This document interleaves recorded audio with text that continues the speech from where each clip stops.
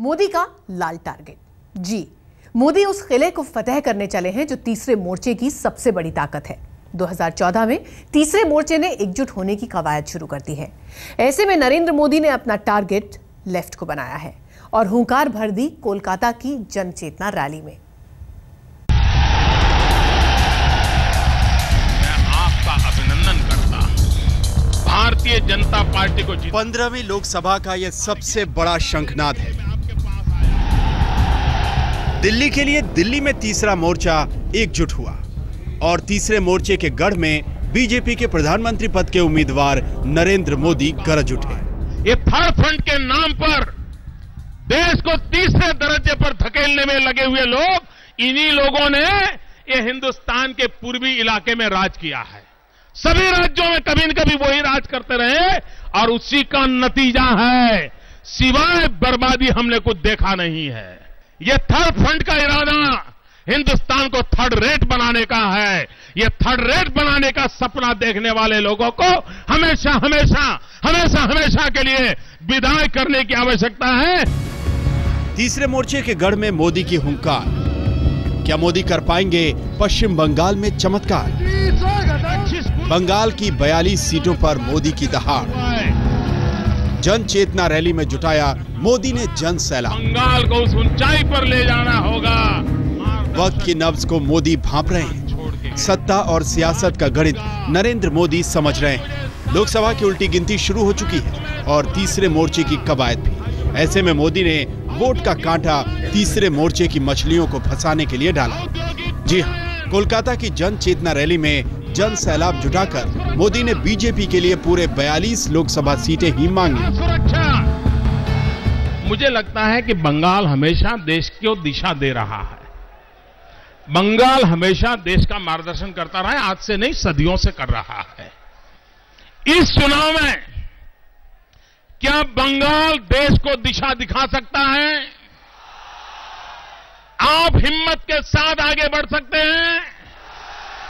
एक प्रयोग किया जाए और मैं कहता हूं, ये प्रयोग करके देखिए। इस बार पश्चिम बंगाल से लोकसभा की सभी सीटें भारतीय जनता पार्टी को जिता करके दें। नरेंद्र मोदी ने पश्चिम बंगाल में परिवर्तन का नारा दिया और राष्ट्रपति प्रणब मुखर्जी के कंधे पर रखकर राजनीति का नया तीर भी चलाया। इस बार सबके सब सांसद कमल के निशान पर विजयी बना करके भेजिए। आपको डबल फायदा है, 3 गुना फायदा है, 3 गुना। एक, यहां ममता जी को आपने परिवर्तन के लिए बिठाया है, वो विकास का काम करेगी। दिल्ली में आप मुझे बिठाओगे, मैं विकास का काम करूंगा। और मेरे ऊपर प्रणव दादा बैठे होंगे, वो तो आप ही के हैं। तो आपको 3-3 फायदा है, 3-3 फायदा। ये मोदी भी जानते हैं कि पश्चिम बंगाल की 42 लोकसभा सीटों पर ममता बनर्जी किंग मेकर बनने का ख्वाब देख रही हैं, तो लेफ्ट तीसरे मोर्चे का सरताज बनने का। अब नरेंद्र मोदी ने तीसरे मोर्चे का गणित गड़बड़ाने के लिए कोलकाता में वोट बैंक को रिझाया भी और पटाया भी। सोना और भारत के, कभी रविंद्रनाथ टैगोर को याद करके तो कभी सुभाष चंद्र बोस का नारा देकर। सुभाष बाबू ने स्वराज्य के लिए मांगा था, तुम मुझे खून दो, मैं तुम्हें आजादी दूंगा।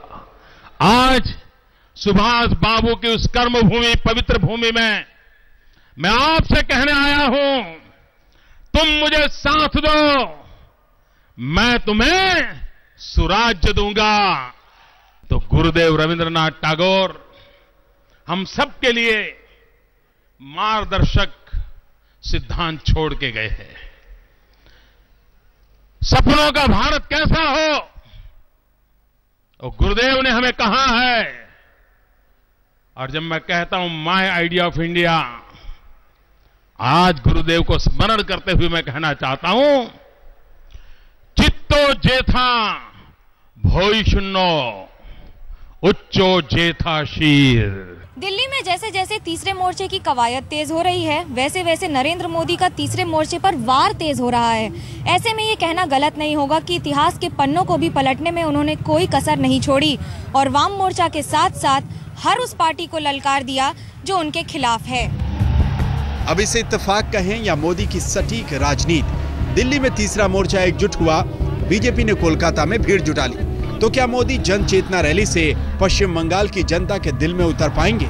लेफ्ट के किले में सेंध लगा पाएंगे? कोलकाता से मनोज्ञा लोईवाल के साथ आज तक ब्यूरो। पश्चिम बंगाल की राजनीति में जिस लेफ्ट का सिक्का चलता है वो लेफ्ट किंगमेकर होने का दावा करता है। नरेंद्र मोदी ने उसी के घर में लेफ्ट को ललकारा है। पश्चिम बंगाल की जिन 42 लोकसभा सीटों पर अभी तक ममता बनर्जी और लेफ्ट दहाड़ रहे हैं, अब नरेंद्र मोदी भी सेंध लगाने के लिए कूद पड़े हैं। लेकिन क्या मोदी अपनी बातों से वोटरों को लुभा पाएंगे?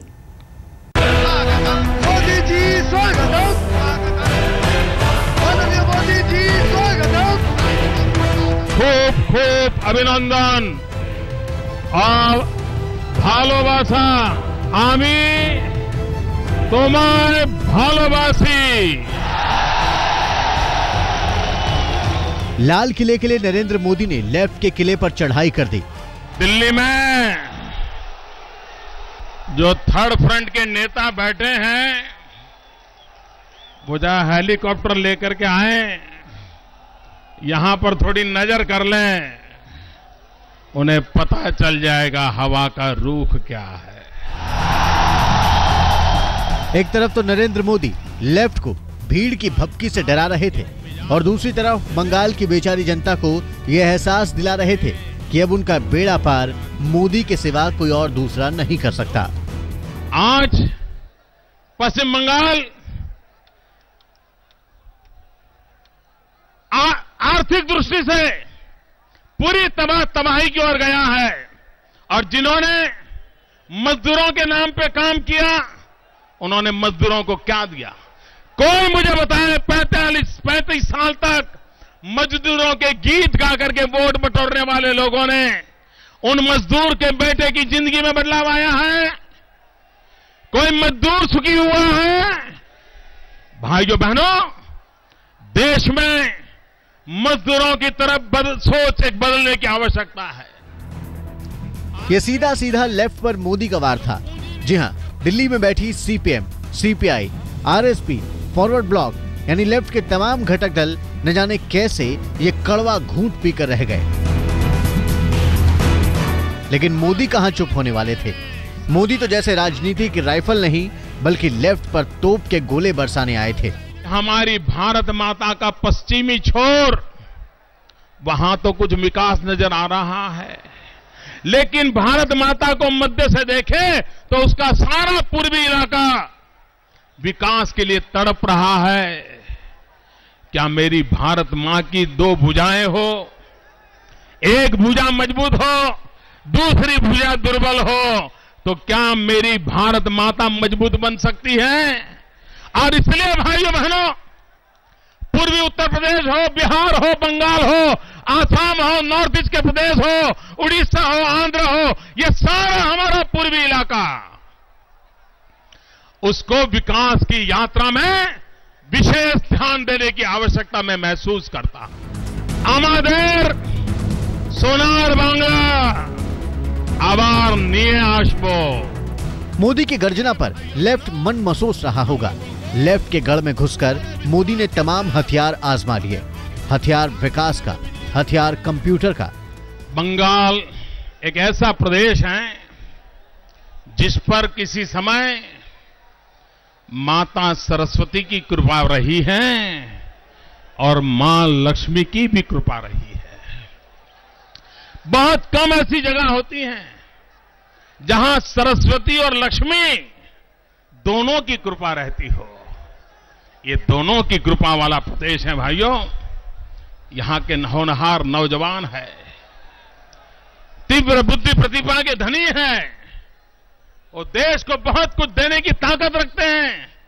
आप कल्पना कीजिए, हमारे देश में सबसे पहले कंप्यूटर की दिशा में काम करने वाला ये हमारा बंगाल था।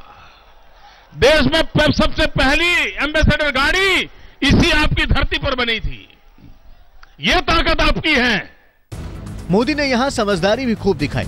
लेफ्ट की खामियां तो खूब गिनाई, लेकिन ममता दीदी पर एक उंगली तक ना उठाई। मोदी जानते हैं कि ममता बनर्जी ने लेफ्ट का किला ध्वस्त किया। ऐसे में नैया पार ममता की रस्सी पकड़कर ही हो सकती है। कहने को तो गुजरात के मुख्यमंत्री को ढोकला और ठेपले का स्वाद बखूबी पसंद आता होगा, लेकिन बंगाल में आते ही मानो उन्होंने रसगुल्ले की मिठास पर ही अपना कब्जा जमा लिया। एक ओर जहां मुख्यमंत्री ममता बनर्जी को मीठा संदेश दिया, वहीं दूसरी ओर ये भी साफ कर दिया कि लेफ्ट से उनकी दुश्मनी कामयाब रहेगी और जारी रहेगी। मोदी के ऐसे भाषण पर लेफ्ट शायद इसलिए शांत है क्योंकि तीसरे मोर्चे की कवायद में वो जुटा हुआ है।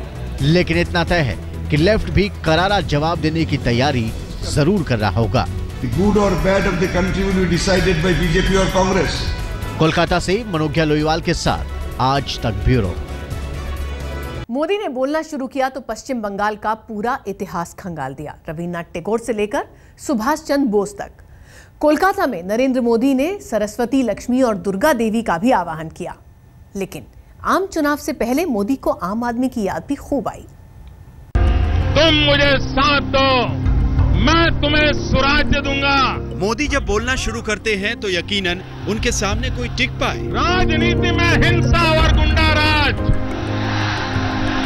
भरोसे में जनता भी दिखती है और मोदी को सुनने वाले भी। कोलकाता में भी ठीक वैसा ही हुआ। मोदी ने ताबड़तोड़ बोलना शुरू किया और लोगों को उनका हक, राज्य के विकास और पिछड़ेपन को भी गिना दिया। आप मुझे बताइए भाइयों बहनों, गुजरात अगर 24 घंटे बिजली दे सकता है तो पश्चिम बंगाल के नागरिकों को बिजली मिलनी चाहिए कि नहीं मिलनी चाहिए? पश्चिम बंगाल में मुस्लिम वोट बैंक का कार्ड भी खेल गए नरेंद्र मोदी। जरा ये सेक्युलर के गीत गाने वाले जवाब दो जरा, और आप लोग भी इनसे जवाब मांगिए। पश्चिम बंगाल का हज यात्रियों का कोटा है 11,600 और एप्लीकेशन कितनी आती है? सिर्फ 12,000। गुजरात में 4,500 का कोटा, एप्लीकेशन 37,000। पश्चिम बंगाल में करीब 12,000 का कोटा और एप्लीकेशन भी 12,000। ये इस बात का सबूत देता है कि आपने उनको विकास से वंचित रखा है। अब लोकसभा चुनाव में मोदी के आंकड़े तीसरे मोर्चे के गढ़ में कितनी सेंध लगाते हैं, देखना दिलचस्प होगा। कोलकाता से मनोज्ञा लोईवाल के साथ आज तक ब्यूरो। थर्ड फ्रंट की सरगर्मी आजकल जोरों पर है। दिल्ली में लेफ्ट की अगुवाई में 11 दलों की बैठक हुई, जिसमें लोकसभा के मौजूदा सत्र में एक सुर से बोलने पर सहमति बनी। दिल्ली में 11 दलों की बैठक तो बुलाई गई थी तीसरा मोर्चा बनाने के लिए, लेकिन बैठक खत्म हुई तो मोर्चे की कोई शक्ल नजर नहीं आई। बस बात इतनी सी बनी कि बैठक में आए सभी 11 दल संसद के मौजूदा सत्र के दौरान 15 दिनों तक एक सुर में बोलेंगे। जब एक कॉमन फ्रंट है तो एक जो कह रहा है आदमी बात वही सबकी माने। लेकिन एक सवाल रह गया कि ये फ्रंट आप लोगों ने कहा कि पार्लियामेंट के इश्यूज को लेकर है, लेकिन ये छोटा सा सेशन है, उसके बाद क्या होगा इस फ्रंट का? उसके बाद हमारे नेता बैठेंगे, पूरा प्रोग्राम बनाएंगे। अब बैठेंगे, ये हाउस हो जाए खत्म, उसके बाद बैठ जाएंगे। कथित तीसरे मोर्चे के नेताओं का दावा है कि जल्द ही दूसरे दौर की बैठक होगी, जिसमें आगे की रूपरेखा तय की जाएगी। इसके बाद क्या अभी प्रक्रिया चालू है। हमारे नेता सब मिल रहे हैं, मिलते रहेंगे। अब हम लोग बैठकर एक कार्यक्रम बनाएंगे जिसके आधार पर चुनाव में कांग्रेस भाजपा के खिलाफ हम जाएंगे।